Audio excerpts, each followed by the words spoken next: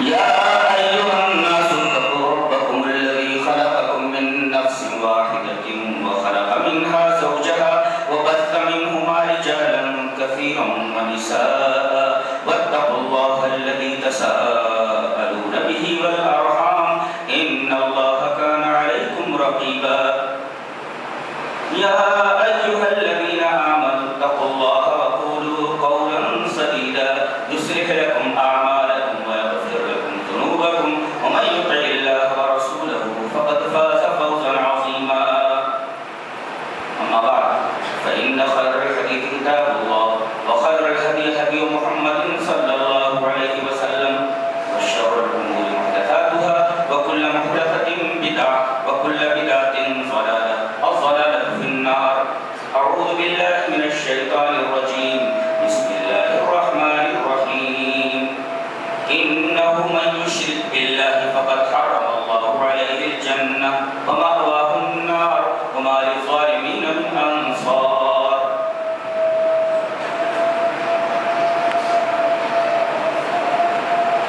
مشرک پر جنت حرام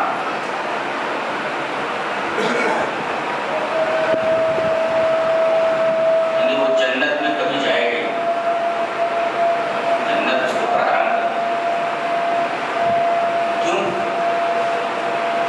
کیوں جواب اس کے یہ ہے کہ یہ اتنا بڑا ظلم ہے کہ اس سے بڑا ظلم ہو ہی نہیں سکتا دلیل سورہ لقمان کی آیت کریمہ ذہن رکھیں اللہ نے ارشاد فرمایا وَإِذْ قَالَ لُقْمَانُ لِابْنِهِ وَهُوَ يَعِظُهُ يَا بُنَيَّ لَا تُشْرِكْ بِاللَّهِ إِنَّ الشِّرْكَ لَظُلْمٌ عَظِيمٌ حضرت لقمان اپنے بیٹے کو نصیحت کرتے ہوئے کہتے ہیں میرے بچے اللہ کے ساتھ کبھی شریک مت کرنا اس لیے کہ شرک بہت بڑا ظلم ہے تو گویا شرک سے بڑا کوئی ظلم ہے ہی اس آیت کریمہ کی تفسیر میں بخاری شریف کی ایک روایت اگر پیش نظر رکھیں اس میں یہ بتایا گیا ہے کہ ظلم عظیم تو ہے ہی یہ اتنا بڑا گناہ ہے کہ اس سے بڑا گناہ ہو ہی نہیں سکتا حدیث اس طرح وان عبداللہ بن مسعود رضی اللہ تعالی عنہ قال سألت النبي صلى الله عليه وسلم أي الذنب أعظم عند الله قال أن تجعل لله ندا وهو خلقك قلت إن ذلك العظيم قلت ثم أي قال وأن تقتل ولدك تخاف أن يطعم معك قلت ثم أي قال أن تزاني حليلة جهرك رواه البخاری کی کتاب تفسیر حضرت امام بخاری سبھی سے ایسے کتاب تفسیر میں لائے ہیں اور ابھی جیسا کہ معلوم ہوا حضرت عبداللہ بن مسعود فرماتے ہیں کہ میں نبی کریم صلی اللہ علیہ وسلم کی خدمت میں آیا کہ اللہ کے رسول سوال پوچھنا ہے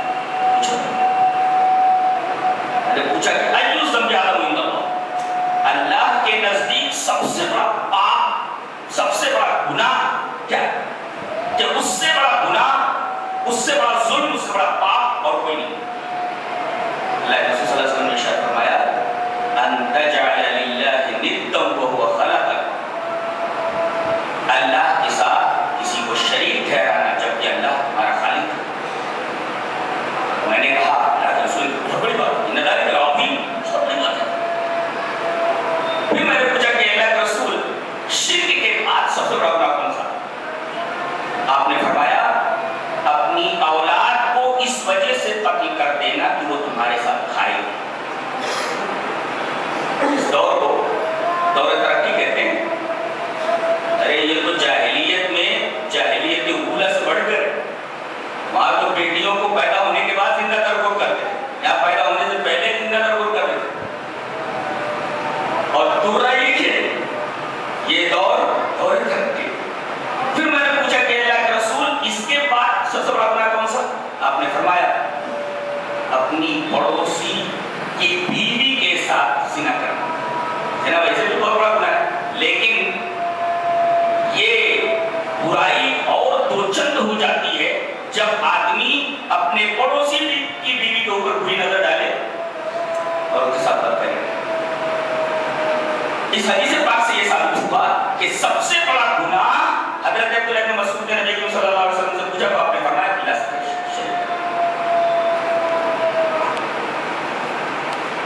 مشرک جنت میں کیوں نہیں جائے گا؟ اس لیے کہ سب سے بڑے گناہ کو مرتکب۔ یہ قرآن حکیم کی آیت سے بھی ثابت ہوا اور حدیث سے بھی ثابت ہوا۔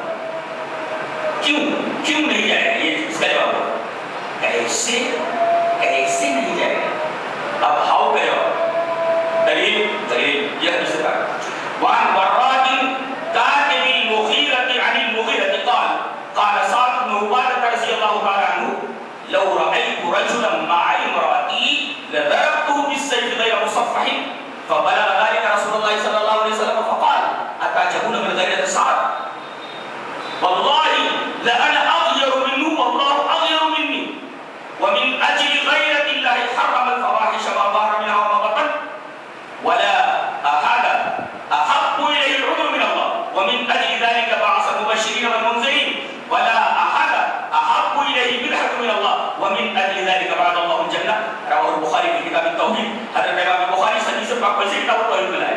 عجیب بات یہ ہے کہ پوری حدیث پڑھ جائے گی اس میں نہ تو شرک کی شین کہیں ہے اور نہ توحید کی تے۔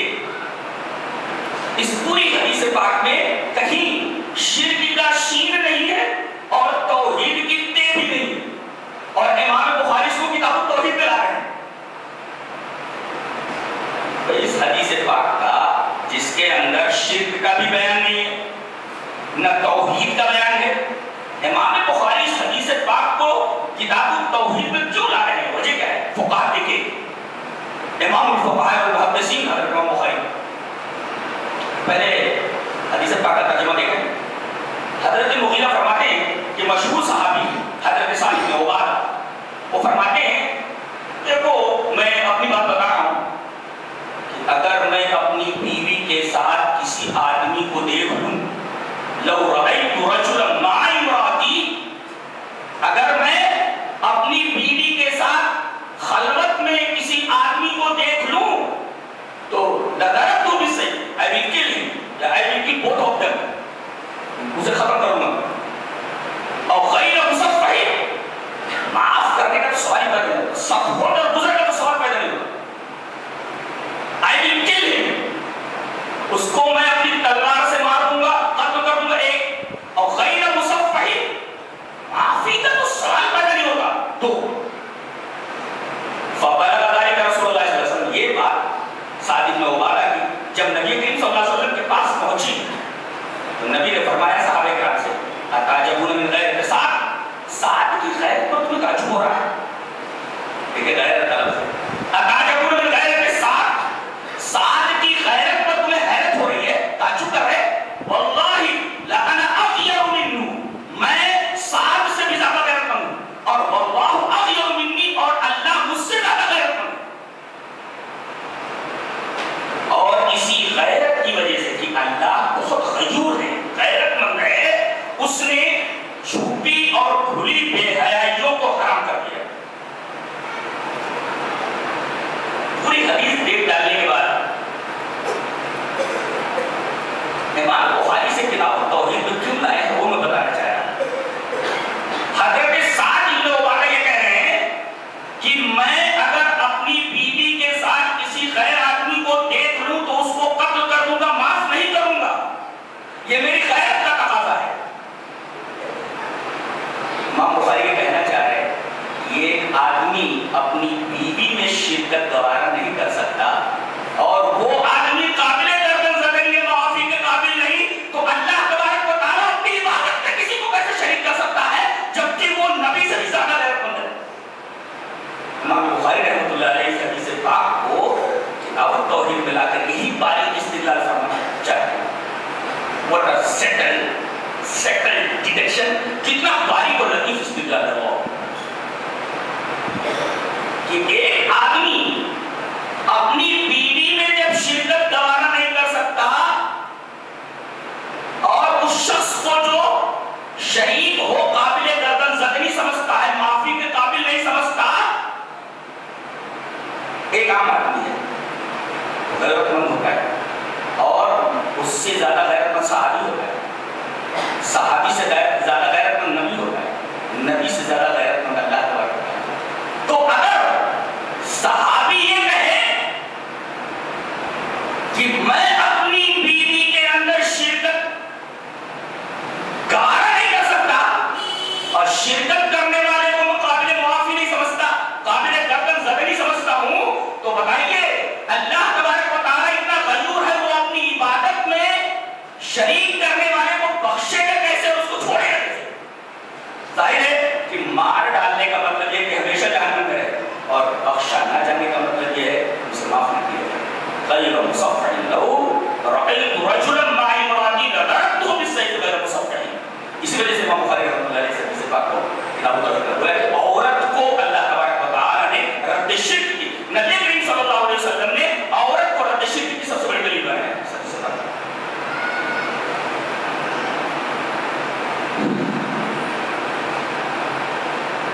بات اگر سمجھ میں آ گئی ہے تو آگے بڑھتے ہیں۔ اللہ تبارک و تعالیٰ نے اپنے نبی کو معراج میں بلایا اور کچھ گفٹس دیے۔ آئے وہ حدیث پڑھتے ہیں، وہ گفٹس کیا؟ حدیث اس طرح وعن عبد اللہ رضی اللہ تعالیٰ عنہ قال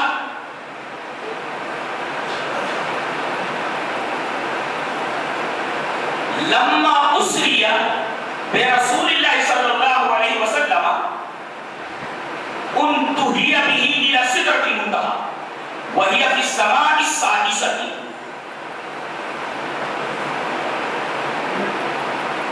الیہا ینتہ ما یورج به من الارض فیقبض منها والیہا ینتہ ما یہبط به من فوقها فیقبض منها قال اذ یغشى السدرۃ ما یغشى قال فراش من ذهب قال فأوتي رسول الله صلى الله عليه وسلم ثلاثا وأوتي الصلوات الخمس وأوتي خواتيم سورة البقرة وأوتي وغفر لمن لا يشرك بالله من أمته شيئا المطعمات رواه احمد في مسند۔ حضرت امام احمد بن حنبل رحمہ اللہ اس حدیث پاک کو ایسے ہی مسند احمد بن اللہ عادت کے مطابق میں نے پوری روایت ریفر کر دیا۔ راوی حضرت عبداللہ بن مسعود، حضرت عبداللہ بن مسعود فرماتے ہیں کہ جب رسول اللہ صلی اللہ علیہ وسلم کو معراج کرائے گی، ایک نکتہ، بعض لوگ کہتے ہیں کہ نبی کریم صلی اللہ علیہ وسلم کو معراج روحانی ہوئی ہے، جسمانی ہوئی ہے، اس لیے کہ رسول اللہ روح نہیں ہوتے بلکہ اس کائنات خاکی اور روح کے مجموعے کا نام بدن اور جسم کے جسم اور روح کے مجموعے کا نام رسول اللہ ہے۔ روح کو رسول اللہ نہیں بولتے، نہ بدن کو رسول اللہ بولتے، رسول اللہ بولتے ہیں بدن اور روح کے مرکب کو۔ رسول اللہ کون؟ جن کا ایک بدن تھا اور ایک روح تھی، تو روح اور بدن کے مرکب کو رسول اللہ کہا گیا۔ یہ لفظ رسول اللہ بتا رہا ہے کہ نبی کریم صلی اللہ علیہ وسلم کو معراج جسمانی ہوئی ہے، جسم اور روح کے ساتھ، صرف روح کے ساتھ۔ تو لما اسری برسول اللہ صلی اللہ علیہ وسلم، رسول اللہ صلی اللہ علیہ وسلم کو معراج کرے گی، کہاں تک پہنچے؟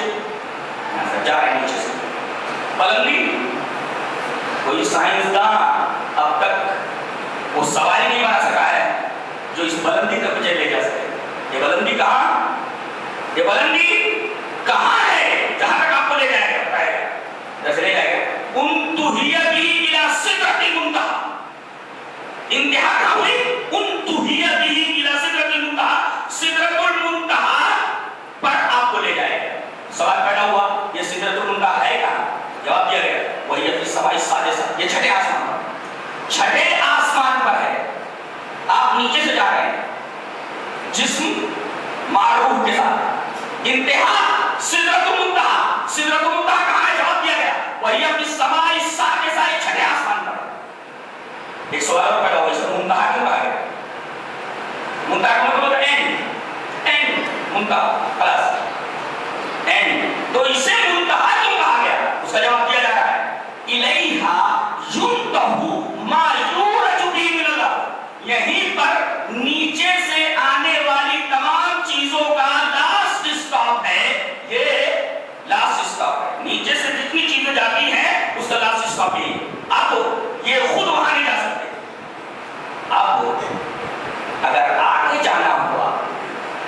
نیچے سے جانے والی چیز کو، تب وہاں سے فرشتے آئیں گے، فَيُقْبَلُ مِنْهَا، وہاں سے لینے والے فرشتے ادھر کے نہیں ہوں گے، ادھر کے ہوں گے، وہاں سے آنے والے، فَيُقْبَلُ مِنْهَا، یہ چیز وہاں سے لی جاتی ہے، کیریئر بھی اور کیریئر بھی، دونوں کے دونوں کو اگر آگے جانا ہے تو پھر وہاں کے فرشتے لے جائیں گے، یہ تو خود نہیں جا سکتے،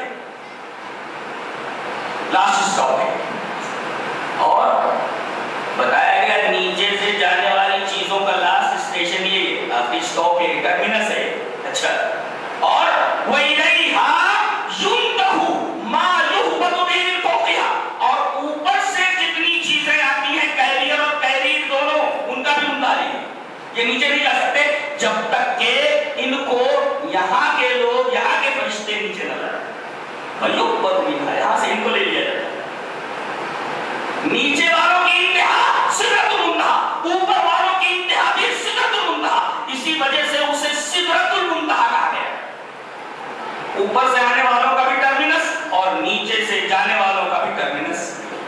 ٹرمینس مینس انتہا، منتہا، منتہا کا عین ترجمہ ہوتا ہے ٹرمینس۔ خلاص، اب آگے نہیں جا سکتے۔ اب آگے آپ کو جانا ہے تو وہاں سے دوسری گاڑی آتی ہے اور دوسرے لوگ لے جاتے ہیں۔ اب نبی کریم صلی اللہ علیہ وسلم کے یہاں لائے گئے سدرۃ المنتہا، اور کچھ دیر کے بعد پھر آپ کو آگے لے جایا گیا، اوپر والے لے جائے گا، کہاں تک گیا؟ بعض لوگ کہتے ہیں کہ عرش پر آپ چڑھ گئے، یہاں تک کہ اللہ بھیٹا بھرنے کی کیا ضرورت ہے؟ اب جب تک یہ نہیں کہ اللہ بھیٹا بھر رہا تھا تو بھیٹا بھرنے کی کیسے دلیل چاہیے نا؟ اللہ بھیڑا والا تھا، کہاں تک ہے؟ عرش تک، کہاں تک ہے؟ حدیث وعن ابن شهاب اخبرني ابن حزم ان ابن عباس وابا حبة قال قال رسول الله صلى الله عليه وسلم عرج به حتى ظهرت لمستوى اسمع فيه صريف الاقلام، رواه الطبراني في المعجم الكبير۔ حضرت امام طبرانی حدیث کا کوئی معجم الکبیر کے اندر ہے، حضرت ابن عباس اور ابو حبہ دونوں کے دونوں کہتے ہیں کہ رسول اللہ صلی اللہ علیہ وسلم نے ارشاد فرمایا کہ پوری جب بھی مجھے سدرۃ المنتہا سے اوپر جب چڑھایا گیا تو مجھے کہاں تک لے جایا گیا؟ حتی ظہرت لمستوى، مستوى اس لیول، حتی ظہرت لمستوى، ایسی جگہ پر مجھے لے جایا گیا اسمع فیہ صریف الاقلام، جہاں میرے کانوں میں قلموں کے چلنے کی سرسراہٹ آ رہی تھی۔ اللہ اکبر، کیا کیا لکھا جا رہا ہے، ریکارڈ ہو رہا ہے، سب پتہ نہیں کیا کیا لکھ رہی ہے قلم ہے، اور ایک قلم نہیں ہے۔ لہذا شاعروں کا یہ کہنا سریر خامہ، وہاں صرف خامہ نہیں ہے، بہت ساری قلم ہے وہاں، صریف الاقلام، تو سریر بھی کہہ سکتے ہیں رے کے ساتھ، سریر اور صریف بھی، حدیث میں لفظ صریف ہے، تو سریر اور صریف دونوں کا مطلب ایک ہے۔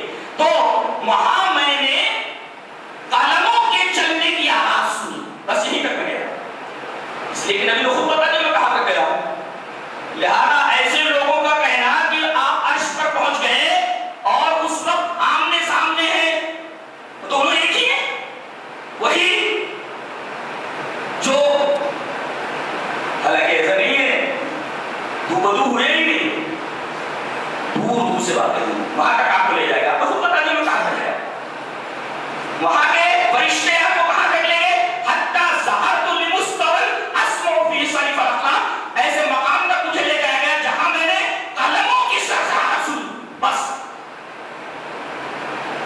اس بلندی تک مجھے لے جایا گیا۔ اللہ کو آپ نے نہیں دیکھا؟ جی نہیں، اور جو کوئی یہ کہے کہ اللہ کو دیکھا نبی نے، وہ کون ہے؟ جھوٹا ہے۔ دلیل یہ حدیث سے بات۔ وعن عائشہ رضی اللہ تعالی عنہا قالت من حدثك ان محمدا رأى ربه فقد كذب وهو يقول لا تدرك الابصار ومن حدثك انه يعلم الغيب فقد كذب وهو يقول لا يعلم الغيب الا الله، رواه البخاری في كتاب التوحید۔ حضرت امام بخاری رحمہ اللہ اس کو کتاب التوحید میں لائے۔ اس کا مطلب یہ پہلے ترجمہ دیکھو، اس کے بعد امام بخاری اس کو کتاب التوحید میں کیوں لائے؟ عجیب و غریب استدلال ہے کہ حضرت عائشہ فرماتی ہے تم سے جو کوئی یہ کہے کہ نبی نے اپنے سر کی آنکھوں سے معراج میں اللہ کو دیکھا ہے، وہ جھوٹ بولتا ہے، اس لیے کہ یہ عقیدہ اس آیت کریمہ کے خلاف ہے۔ حضرت عائشہ استدلال فرماتی ہے کہ یہ عقیدہ اس آیت کریمہ کے خلاف ہے، لا تدرک الابصار، اسے آنکھیں نہیں دیکھ سکتی۔ اس کا مطلب جو لوگ یہ کہتے ہیں کہ اللہ کے رسول نے معراج میں اپنی آنکھوں سے اللہ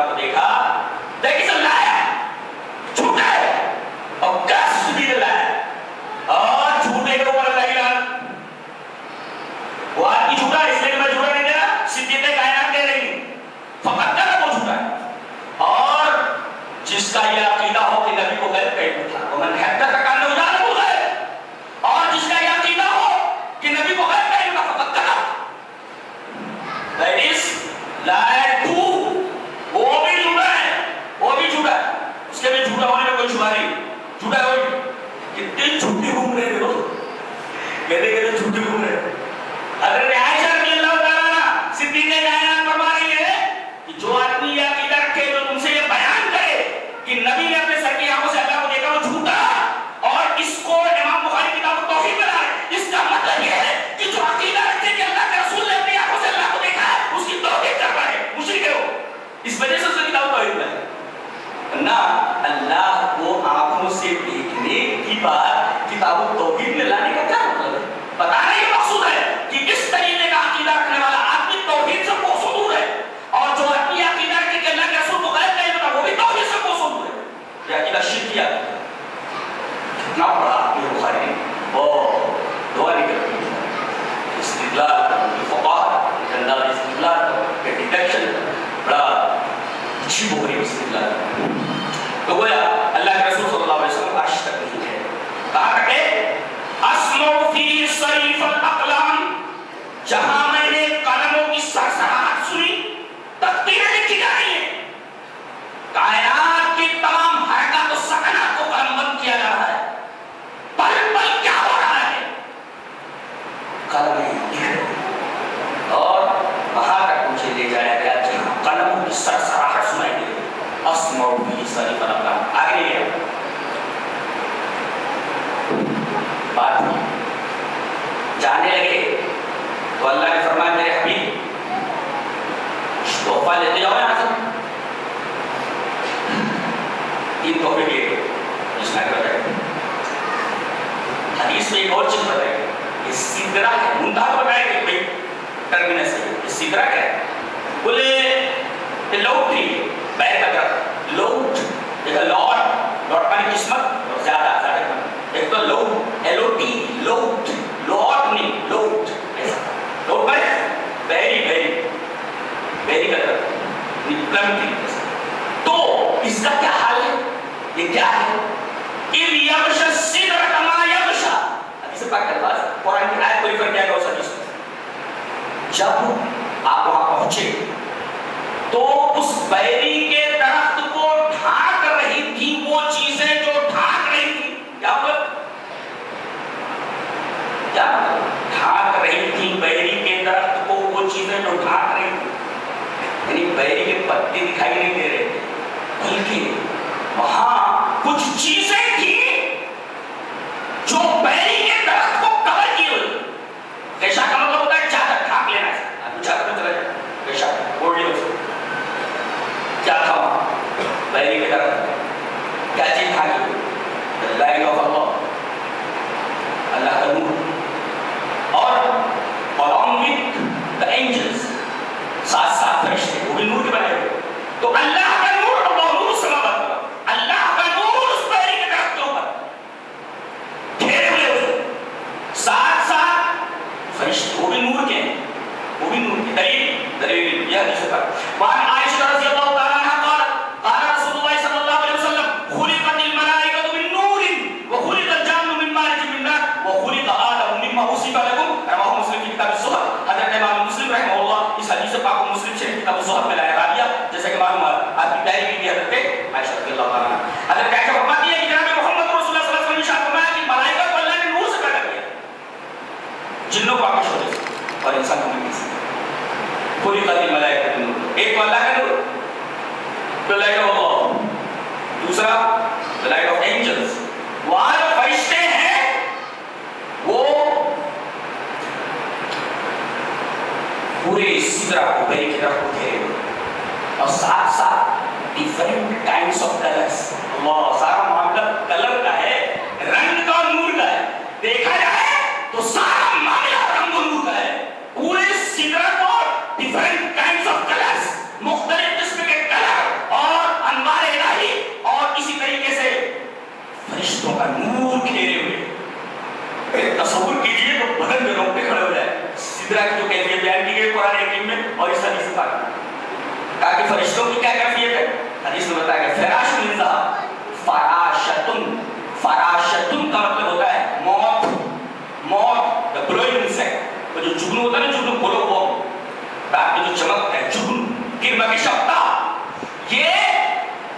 فراش من ذهب، فراشتن کا مطلب ہوتا ہے جگنو، جمع فراش، قال فراش من ذهب، سونے کے یعنی سنہرے رنگ کے جگنو، رنگ سونے، قال فراش، سارا معاملہ رنگوں کا ہے، کلرز کا اور لائٹس کا. یغشی السدرۃ ما یغشی، یہ تو سدرہ کی کیفیت ہے. اور اس کے بعد کہا کہ میرے نبی اب آپ جا رہے ہیں، تین چیزیں میں کہہ رہا ہوں لے جاؤ. اوتیا قرآن، تین چیزیں دی گئی. پہلی چیز وہ اوتیا صلوات الخمس، 5 نمازیں دی گئی. پہلے 50 حضرت موسیٰ بارہ لوٹا رہے 5 ہوئی. اوتیا صلوات الخمس، 5 نمازیں 5 وقت. اچھا دوسری وہ اوتیا خواتیم سورۃ البقرہ، سورۃ بقرہ کی آخری دعا ہے. کیوں؟ اس میں کون سی بات ہے؟ تحفہ کے جیسے میں بتا رہا ہوں کیا بات ہے. ایک تو 5 وقت کی نماز دی، دوسرے سورۃ بقرہ کی آخری دعا ہے وہ اوتیا خواتیم سورۃ البقرہ. اور تیسرا تحفہ اللہ نے کہا میرے حبیب کو تحفہ اور لے جاؤ، تمہاری امت میں سے کوئی آدمی اگر شرک نہیں کرے گا مجھ کو بخش دو. وغفر لمن لا یشرک باللہ من امتہ شیئا، میرے حبیب آپ کی امت میں سے اگر کسی نے شرک نہیں کیا تو میں اس کو بخش دوں گا. وغفر لمن لا یشرک باللہ من امتہ شیئا المقحمات، اسے بڑے بڑے گناہ معاف کر دوں گا، اسے جنت میں داخل کروں گا. یہ 3 چیزیں دی گئی. شرک نہ کرنے والے کے لیے جنت کی بشارت، مغفرت کی بشارت، اور سورۃ بقرہ کی آخری دعا ہے اور 5 وقت کی نماز. تو یہ 3 چیزیں دینے کی کیا ضرورت؟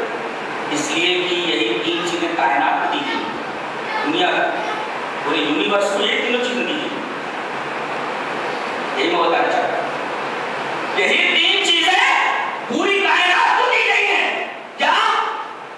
ایک تو توحید، کائنات کا کوئی بھی ذرہ شرک نہیں کرتا. دلیل دوں؟ چلیے ایک چھوٹے سے پرندے کو دلیل مل جائے. دلیل کیا ہے؟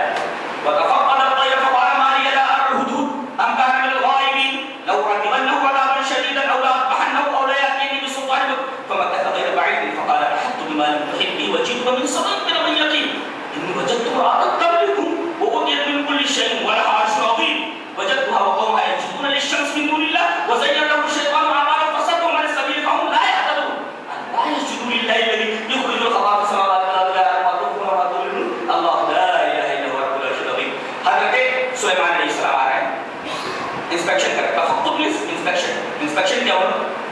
بولے رے یہ حدود دکھائی دے رہا ہے، پرندوں کا انسپیکشن میں کر رہا ہوں، یہ حدود کدھر ہے؟ ہم کہاں جو غائبی حاضر ایبسنٹی بتایا چلا گیا ہے لَأُعَذِّبَنَّهُ عَذَابًا شَدِيدًا. اور سب طرف بہت سارے اسرار ہیں ایسے. لَأُعَذِّبَنَّهُ عَذَابًا شَدِيدًا وقت نہیں ہے میں بتا جی. تو میں اس کو ذبح کر دوں گا یا کوئی کھلی ہوئی دلیل لے کر ابھی یہ باتیں ہوئی نہیں کہا آیا ہوگا تو میں کہا میرے بھائی آیا ہوگا. ارے بولے کہاں چلا گیا تھا مجھے بتائے ہوئے. کہا کہ مجھے ایک ایسی بات کا علم ہے جس بات کا علم آپ کو نہیں ہے. گویا کہ پرندے کو بھی علم کی نبی کو پرندے نے کہا مجھے ایسی بات کا علم ہے جس بات کا علم آپ کو نہیں ہے. اس کا مطلب پرندے کا بھی عقیدہ یہ ہے کہ نبی کو غیب کا علم نہیں ہوتا. دیکھ اور میں شہر سبا گیا تھا، یہاں سے 1.5 کلومیٹر ادھر سے آ رہا ہوں اور وہاں سے ایک یقینی خبر لایا. پھر کیا میں نے ایک عورت کو دیکھا کہ حکومت کر رہی ہے. اس کا مطلب عورت اگر حاکم بن جائے تو یہ تعجب کھیلتا. پرندے کو بھی اگر کھڑا کر دیا جائے الیکشن میں تو ڈائریکٹ یہ تقریر کرے گا کہ بھائی کوئی عورت نیتا بن کرے گا نہیں ہو. انی وجہ تم راتن عورت نیتا بننے کے لائق نہیں، حکومت کرنے کے لائق نہیں. انی وجہ تم راتن کم جو میں نے عورت کو دیکھا کہ حکومت کر رہی ہے. آئے معاملہ یہ ہے کھڑے ہو جاؤ جی بیٹھو. انی وجہ تم راتن کم جو میں نے عورت کو دیکھا کہ مردوں کو پر حکومت کر رہی ہے. اور ایک چیز اور بھی میں نے دیکھا کہ وہ اللہ کی عبادت کے بجائے سورج کی عبادت کر رہے ہیں اور پھر تحقیق کر رہا ہے کہ لوگوں کو کیا ہو گیا ہے. شیطان نے تو گمراہ کر دیا ہے. یہ سورج کے بنانے والے کی عبادت تو نہیں کر رہے. اس کا مطلب یہ ہے کہ اگر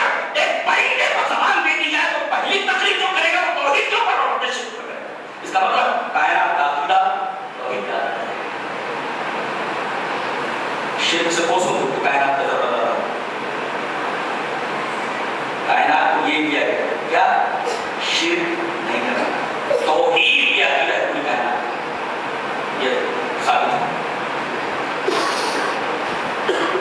یہ سورۃ بقرہ کی آخری آیت علماء نے راز کھول دیا اسے، کیا ہے؟ آمن الرسول بما انزل الیہ من ربہ والمؤمنون کل آمن باللہ ورسولہ وملائکتہ کل آمن باللہ وملائکتہ وکتبہ ورسلہ لا نفرق بین احد من رسلہ وقالوا سمعنا واطعنا، خلاص سمعنا واطعنا۔ ایک تو یہ کہ توحید تمہاری زندگی میں ہونا، توحید آئی کہ تمہارا رابطہ اللہ سے، اور سمعنا واطعنا کا جذبہ تمہارا تعلق رسول سے، رسول جو بولے کرنا چاہیے۔ سمعنا واطعنا، راز کھل گیا میرا آج کا، راز کھل گیا کہ سمعنا واطعنا، ہم نے سنا اور اطاعت کی، رسول جو بولے آمنا وصدقنا، سمعنا واطعنا، یہ راز کھول دیا گیا خواتین و سورۃ البقرہ دے کر، سمعنا واطعنا، ہم نے سنا اور اطاعت۔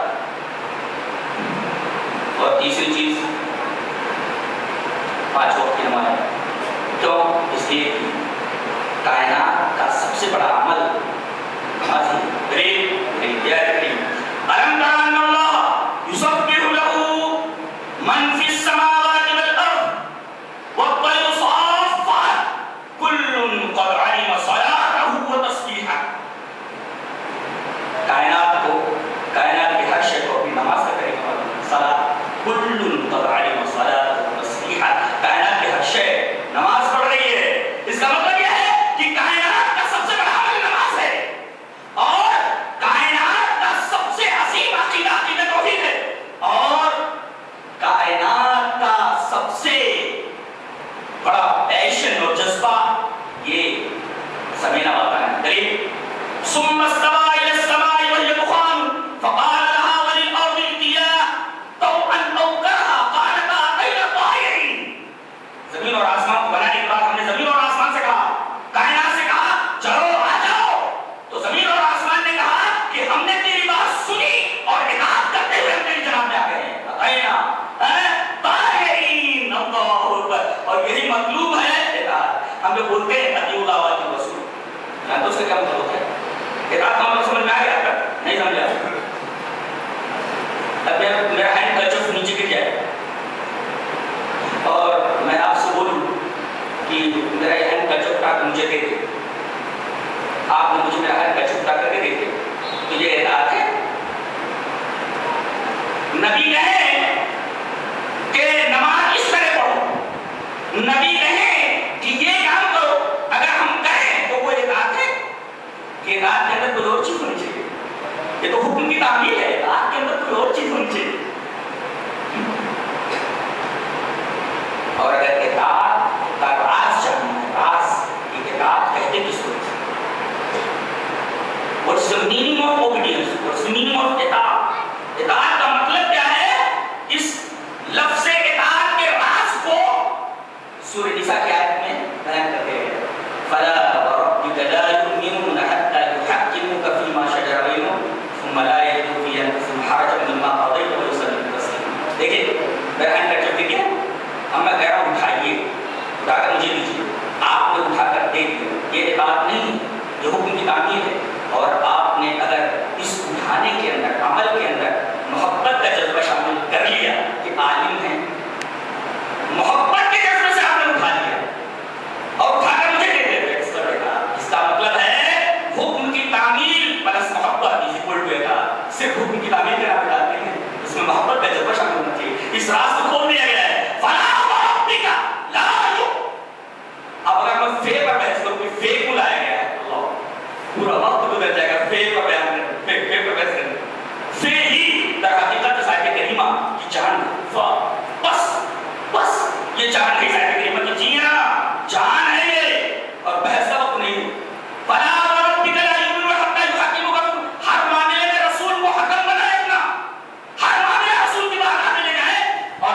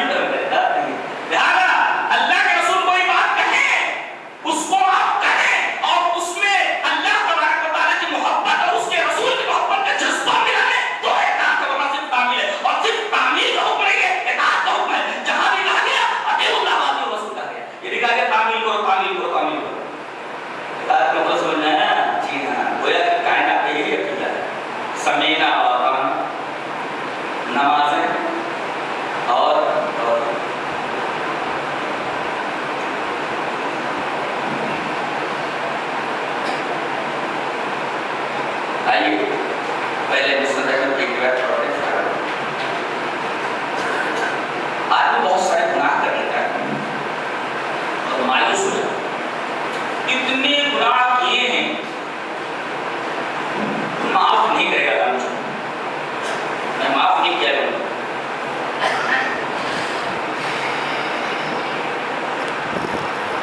اسے بات دیکھیے اس سوکھی نو کتنی تسکین بخشی حدیث وعن ابي ذر الغفاري رضي الله تعالى عنه قال قال رسول الله صلى الله عليه وسلم يقول الله تعالى عز وجل يا ابن آدم لو عملت قراب الله بخطايا ولم تشرك بي شيئا جعلت لك قراب الله بمغفرة رواه احمد في مسنده حضرت امام احمد بن حنبل رحمه الله اس حدیث پاک ویسے مسند احمد میں ہے حدیث قدسی سند اگر ہو جائے صحابی پر حدیث موقوف سند اگر رفع ہو جائے نبی تک تو حدیث مرفوع اور سند اگر پہنچ جائے نبی سے آگے اللہ تبارک تعالیٰ تو حدیث قدسی حضرت ابو ذر غفاری کہتے ہیں کہ جناب محمد رسول اللہ صلی اللہ علیہ وسلم نے ارشاد فرمایا کہ اللہ فرماتا ہے کیا فرماتا ہے اے ابن آدم اے میرے بندو اے آدم کی اولاد تم اگر زمین بھر کر بھی گناہ کر کے آؤ قراب الارض یا قراب الارض زمین بھر کر بھی گناہ کر کے آؤ ولم تشرک بی شیئا اور مجھ سے اس حال میں ملاقات کرو کہ تم نے میرے ساتھ شرک نہیں کیا ہوگا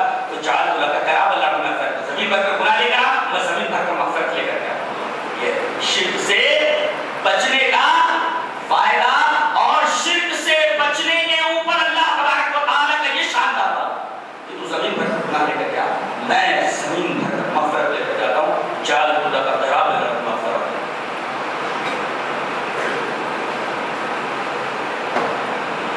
چاہتا ہے ایک اور حدیث آپ کے سامنے پیش کروں اس کا نام سے اور عظیم حدیث ہے وہ آپ کی سماعت سے گزر جانی چاہیے حدیث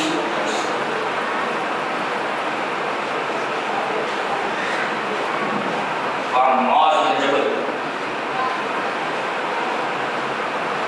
رضی اللہ تعالی عنہ قال اوصانی رسول اللہ صلی اللہ علیہ وسلم بعشر کلمات قال لا تشرك بالله شيئا وإن قتلت وحرقت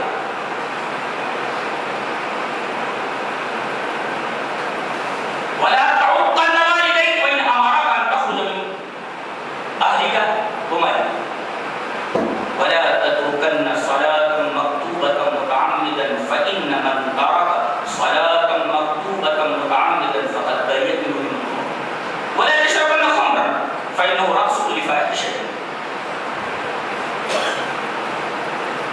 وإياك والمعصية فإن بالمعصية حل سخط الله وإياك والفرار من الزحف وإن هلك الناس وإن أصاب الناس موطعان وأنت في فصل وأنفق على عيالك من طولك ولا ترفع عنهم عصاك أبدا باخذ بالله رواه ابن مسلم حضرت امام احمد بن حنبل رحمہ اللہ اس پوری حدیث کو ایک صفحے کو اوپر لائیں میں نے پوری حدیث ذکر کر دی حضرت معاذ بن جبل حدیث کے راوی حضرت معاذ فرماتے ہیں کہ رسول اللہ صلی اللہ علیہ وسلم نے مجھے 10 باتوں کی وصیت فرمائی اس میں پہلی وصیت ظاہر ہے کہ وصیت کی جائے تو پوری کرنی چاہیے اب نبی کی وصیت نبی نے مجھے 10 باتوں کی وصیت فرمائی پہلی لا تشرک باللہ شیئا اللہ کے ساتھ کسی کو شریک مت کرنا وہی قتل تب حرقت اگر تجھ ٹکڑے ٹکڑے کر لیا جائے اگر تجھے زندہ جلا دیا جائے اور نہ لائے زندہ اگر جلا دیا جائے تب بھی شرک مت کرنا لا تشرک باللہ اور اس کے بعد اپنے ماں باپ کی نافرمانی مت کرنا اگرچہ وہ بول دے گھر سے نکل جا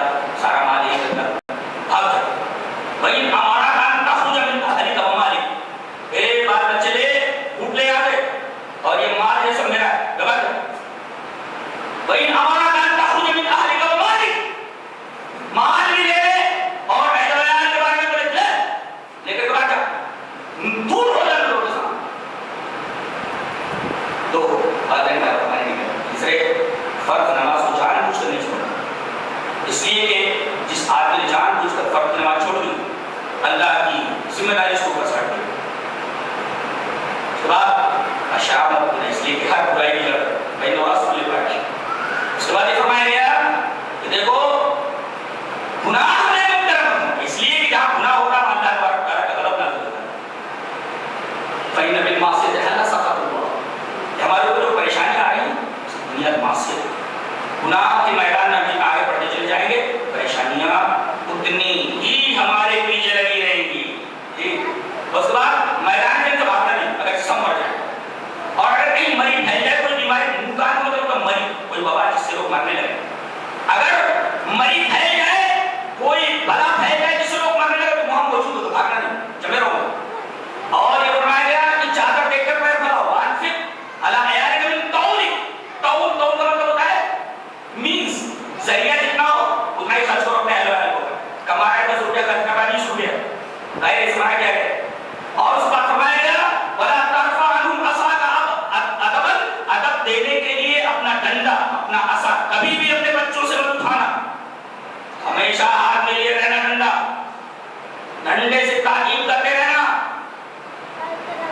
ان سے ادب دینے کے لیے اپنے ڈنڈے کو مت ہٹانا، ڈنڈا برابر ہاتھ میں رہے تاکہ بچے سیدھے رہیں۔ اور آخری نصیحت 10ویں، واقفہم باللہ، اللہ کے بارے میں انہیں خوف دلاتے رہنا۔ آج ہم اپنے بچوں کو حق تعلیم نہیں دیتے، ڈاکٹر بناتے ہیں، انجینئر بناتے ہیں، صبح تیار کر کے اسکول بھیجنے کی کوشش کرتے ہیں، سارا علم دیتے ہیں، ایک چیز نہیں سکھاتے، کیا؟ اللہ تبارک و تعالیٰ کی محبت، اس کے رسول کی محبت، اللہ تبارک و تعالیٰ کا ڈر اور اس کے رسول کا ادب۔ یہ نہیں سکھاتے۔ ضروری ہے کہ بچوں کے دلوں میں اللہ تبارک و تعالیٰ کا خوف، اللہ تبارک و تعالیٰ کی محبت، اس کے رسول کی محبت اور اس کے رسول کا ادب سکھایا جائے کہ بچوں اللہ تبارک و تعالیٰ کی محبت اپنے دل میں بسا لو، اپنے رسول کی محبت اپنے دل میں بسا لو، رسول کا ادب اپنے دل میں رکھو۔ ادب یہی تو ہے کہ آپ کی آواز اونچی نہیں ہے، کہاں کہنے کو سبھی کہہ رہے ہیں کہ ہمارے دل میں نبی کا ادب ہے۔ ارے زبان سے نبی کا ادب ظاہر کرنے سے کیا فائدہ؟ نبی کا ادب تو ظاہر ہوتا ہے عمل سے۔ نبی کریم صلی اللہ علیہ وسلم جو بات کہیں، آپ کی بات پر کوئی بات اونچی نہیں جائے۔ تو نبی کریم صلی اللہ علیہ وسلم نے جو 10 وصیتیں حضرت معاذ بن جبل سے فرمائی، اس کی پہلی وصیت یہ ہے اللہ کے ساتھ شرک۔ آخری چیز ضروری ہے، ایک ہوتا ہے حق آپ کا کسی کو ہوتا، اور پھر اس کا حق آپ کو ہوتا۔ اور میں ایک نکتہ بتا دوں کہ آج دنیا میں جتنے بھی فسادات ہیں ان کی جڑ یہی ہے، حق نہ ادا کرنا۔ اگر آپ کا حق کسی کے اوپر ہے تو آستین چاہ کر کے آپ سے اپنا حق لے لیں، لیکن اگر آپ کے اوپر کسی کا حق ہے تو بس پیش کر حق دے دیں۔ تو حق نہ ادا کرنے کی بنیاد پر یہ سارے جھگڑے ہیں دنیا میں۔ اگر غور کیا جائے تو سارے جھگڑوں اور سارے فسادات کی بنیاد یہی ہے کہ ہم اپنا حق دوسرے سے تو لینا چاہتے ہیں مگر ہمارے اوپر جو حق ہے وہ دینا نہیں چاہتے۔ تو ایسے ہی ایک حق اللہ کا ہمارے اوپر ہے، اور پھر ہم وہ حق اگر ادا کر لے جائیں تو پھر ہمارا ایک حق اللہ کے اوپر ہو جاتا ہے۔ اور یہ ہو ہی نہیں سکتا کہ اللہ تبارک و تعالیٰ اپنا حق ادا نہ کرے۔ یہ تو بندہ ہے جو حقوق ادا نہیں کرتا۔ اللہ تبارک و تعالیٰ کے اوپر اگر کوئی حق ہو جائے تو اللہ تبارک و تعالیٰ یقیناً اس حق کو پورا کرتا ہے۔ وہ حق کیا ہے؟ بندے کا، اور پھر بندے کا حق اللہ کے اوپر کیا ہے؟ آئیے وہ حدیث دیکھتے ہیں، بات کرتے ہیں۔ حدیث وعن معاذ بن جبل رضی اللہ تعالی عنہ قال كنت ردف النبي صلى الله عليه وسلم على حمار يقال له رفيع فقال يا معاذ، فقال يا معاذ هل تدري حق الله على عباده وما حق العباد على الله؟ قلت والله ورسوله اعلم۔ قال فإن حق الله على العباد أن يعبدوه ولا يشركوا به شيئا، وحق العباد على الله ألا يعذب من لا يشرك به شيئا۔ قلت يا رسول الله أفلا أبشر به الناس؟ قال لا تبشرهم فيتكلوا۔ رواه البخاري في كتاب الجهاد والسعر۔ حضرت امام بخاری سے سے پاک سے کتاب الجہاد کرنے والا ابھی جیسے معلوم حضرت معاذ بن جبل، حضرت معاذ بن جبل فرماتے ہیں کہ میں نبی کریم صلی اللہ علیہ وسلم کے پیچھے ایک گدھے کے اوپر بیٹھا ہوا تھا۔ ردیف تھا میں آتا، ردیف کا مطلب ہوتا ہے وہ شیر کے بعد میں آتا ہے، اور یہاں نبی کریم صلی اللہ علیہ وسلم بعد میں آپ بیٹھے پیچھے جی۔ تو کن تو ریفا نبی صلی اللہ علیہ وسلم آتا ہے، ایک گدھے کے اوپر میں ردیف تھا آپ کا، جس گدھے کا نام وفیر تھا۔ یہ نبی کریم صلی اللہ علیہ وسلم کے گدھے کا نام تھا وفیر۔ اچانک آپ نے کہا معاذ لبئی وسادی کا رسول اللہ کہنا چاہ رہے ہیں؟ کہا ہاں ایک سوال کرنا چاہ رہا ہوں، کیا تجھے معلوم ہے، کیا تجھے معلوم ہے کہ اللہ تبارک و تعالیٰ کا حق بندوں کے اوپر کیا ہے، اور پھر بندے یہ حق ادا کر لے جائیں تو بندوں کا حق اللہ کے اوپر کیا ہو جاتا ہے؟ وہ تو اللہ و رسول والا۔ میں نے کہا اللہ اس کے رسول زیادہ جانتے ہیں۔ اس کا مطلب یہ ہوا کہ کوئی سوال کیا جائے تو اگر سوال کا جواب نہ آتا تو خامخواہ جواب دینے کی کوشش نہ کی جائے، مفتی بننے کی کوشش نہ کی جائے، مفتی بننے کی کوشش نہ کی جائے۔ اگر سوال کا جواب نہیں آتا ہے تو مفتی بننے کی کوشش مت کرو جی۔ کہا اللہ و رسول والا، اللہ اور اس کے رسول زیادہ جانتے ہیں۔ میں بتاتا ہوں، اللہ کا حق بندوں کے اوپر یہ ہے ان یعبدوہ، اسی کی بات کرتا ہے، ولا یشرکوا بہ شیئا، اس کے ساتھ اس کو شریک نہ کریں۔ یہ اللہ تبارک و تعالیٰ کا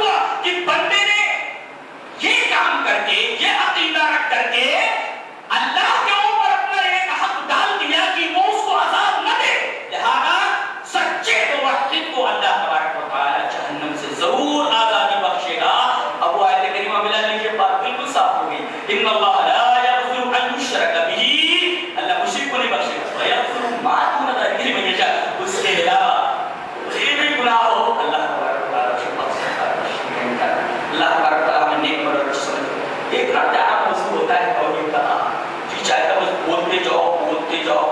ابھی تو میں نے شرک کی قسمیں نہیں بتائیں, شرک کا مفہوم نہیں بتایا. بس ٹھیک ہے, اللہ تبارک و تعالیٰ